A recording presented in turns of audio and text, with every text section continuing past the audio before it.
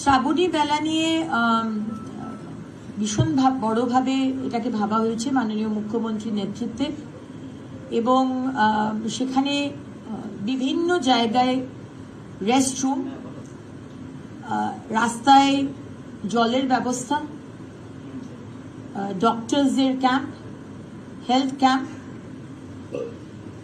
Toilets, bio toilets and constructed toilets, বিভিন্ন আরও ঘাট যেগুলোকে ভীষণ সুন্দর করে সাজানো হচ্ছে। চন্দননগরের আমাদের যারা লাইটের কাজ করেন তাদেরকে দিয়ে সমস্ত রাস্তাগুলোকে সাজানো হবে, এবং রাস্তায় আমাদের যারা ভক্তবৃন্দ যান, অত্যন্ত গরম রাস্তাগুলো হয়, তাই জন্য আমরা ঠিক করেছি তাদের পায়ে যাতে ছ্যাঁকা না লাগে, কষ্ট না হয়, তাই জন্য জায়গায় জায়গায় আমরা জুটের কার্পেট পেতে দেবো, এবং সেই কার্পেটের ওপর আমরা জল ঢেলে দেবো যাতে তাদের পায়ে কোনো অসুবিধা না হয়, ছ্যাঁকা না লাগে।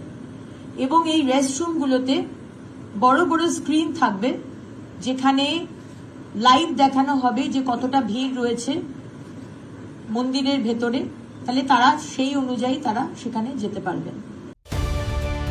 বাংলার কলরব, সত্যের সন্ধানে আমরা অবিচল।